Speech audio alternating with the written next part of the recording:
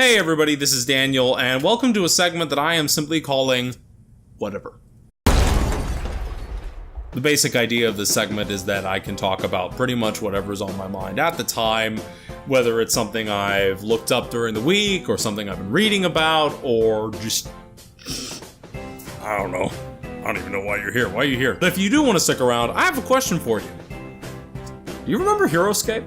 Heroscape was a board game released by Milton Bradley in 2004, and it's definitely something that I wish had continued. It was taken over production of by Wizards of the Coast not too long after, and not too long after that, Wizards of the Coast discontinued it. You can argue as to why and a lot of different reasons. Suffice it to say, their own admission was that they wanted to focus on their two major core brands, which is of course Magic the Gathering and World of Warcraft. Wizards of the Coast does not create World of Warcraft, but they do create Dungeons and Dragons. So, parallels?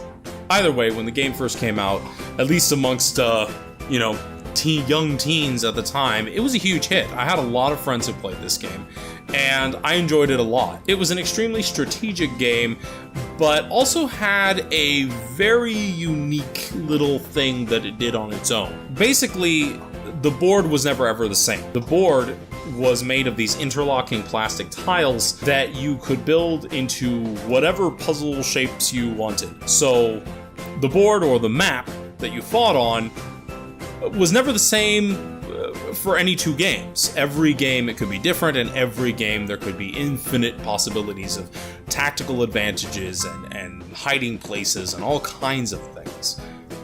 It spawned a pretty heavy fan base. There was even a website called Heroscapers that I used to frequent all the time. They're a lot less active than they used to be, but there are still some people pretty heavy on there, so go check it out if you got the chance. I myself wasted far more of my allowance money than I probably should have buying these things. I saved up for weeks to get the original master set right here, and that took me a while, but I never regretted it, and I still don't, and I will never ever part with any of these things, ever. Unless you offer me $1 million, then I'll sell them, but not for a penny lower. Maybe a few pennies, not many. I really think Hasbro, and obviously Milton Bradley when they originally came out with this game, was attempting to break into the tabletop market to appeal to Warhammer gamers, for instance, but also create something that was a little more casual that just your average kid could pick up and start playing. The figures are, the miniatures that they have are obviously far less detailed than stuff that Games Workshop comes out with, and they do come pre-painted, unlike, again, Games Workshop, and you don't have to do any assembly or anything like that. Again, it's far more casual in almost every way. There's none of the painting, there's none of the assembly. The board itself actually has spaces, so it's not like you have to measure distances when it comes to unit movement. But, for what it is, and for something that was produced as cheaply as they could, the figures don't actually look half bad. I mean, they actually have some good detailing. The painting is, of course, rushed, but you can't really expect anything else. And I personally loved it. I loved every minute of it. It was a great game. It was a lot of fun to just get a bunch of friends together, get 4 or 5 friends, they all have armies, you get alliances, and you have betrayals, and everyone's fighting, and then you have a character walk in and roll the d20, and he pulls off some superpower move that was awesome, and everyone was like, yeah! And it was great. They did come out with a few different kinds of expansion packs. They mostly focused on the main setting, which it's basically set in Valhalla. The idea was that when you died, rather than dying, you were transported to Valhalla to fight in these ever-ongoing wars between these different factions.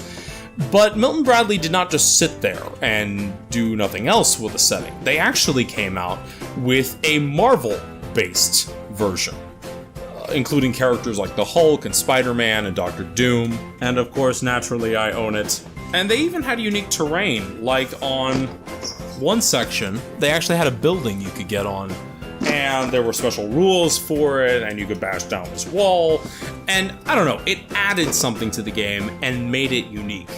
And not a lot of people complained. A lot of people were very happy about it, and Milton Bradley was even on their way to adding a whole nother expansion pack season for this. Sadly, that was about the time that Wizards of the Coast was given full control over the Heroscape brand. And the Marvel idea just faded and fell aside. And after that, things started getting a little and it just kept degrading and degrading till in 2007, I think, Wizards of the Coast closed the gates, and that was it. That was the last we ever saw of it. It's a shame, because it's a game that I still love to pull out and play all these years later. My god, it's been 10 years since it was discontinued. I don't know. I'm wondering if there are other fans out there. If you love this game just as much as I do, please comment below. I'd love to hear from anyone else who remembers this or grew up with this like I did. The worst part for me personally, the worst offense, in a way, that Wizards of the Coast made, as much as I love D&D, and as much as I love Magic the Gathering, they did one thing wrong. And it wasn't canceling Heroscape. As much as I may say, why did you cancel that game? They did one thing wrong that to me felt... I have mixed feelings. Anyone who's into Magic the Gathering may recognize this. The Arena of the Planeswalkers, a board game that Wizards of the Coast came out with. I'm not certain what year. I think it was a couple years ago. It's Heroscape. It's Heroscape. I mean, it's Heroscape and even downgraded, because there's no building terrain. There's no setting up a battlefield that's totally unique. They have a couple of boards. They're very static. And that's it. All of the movement rules are the same. All the attack rules are the same. The cards are a little different, but have basically the same information. And the figures look very similar. The only difference is that only the hero figures are colored, the Planeswalker figures are colored, I should say, and the rest of them are just blank. And this brings up mixed emotions for me, because on one hand, I'm really excited to, in a way, have new Heroscape. And I love Magic the Gathering, so win-win, right? But at the same time, there's a bittersweetness there, and it almost feels like a stab in the back, because this was Heroscape.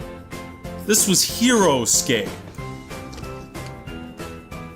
And you said, the one thing they said on canceling Heroscape was they were canceling it, or cutting production, I should say, to focus on their core brands, D&D and Magic the Gathering. So they cannibalized Heroscape and made a Magic the Gathering board game out of it. Some people may not see that as traitorous, but as someone who loved this game, and as someone who grew up with this game, yeah, a little bit, Wizards, a little bit. No matter what your view on it is, even if you vastly prefer Magic the Gathering and D&D to Heroscape, which I can't say I prefer one to the other, they're all awesome equally in my opinion. Yeah, I would love to hear your comments here. If anyone else remembers this, if they do, comment. Let me know, please. But until next whatever, I'll see what I can pull out of the magic hat of my insane brain cavity. I've been Daniel, and this has been a look back, and a rather nostalgic one, at Heroscape. Thanks for watching.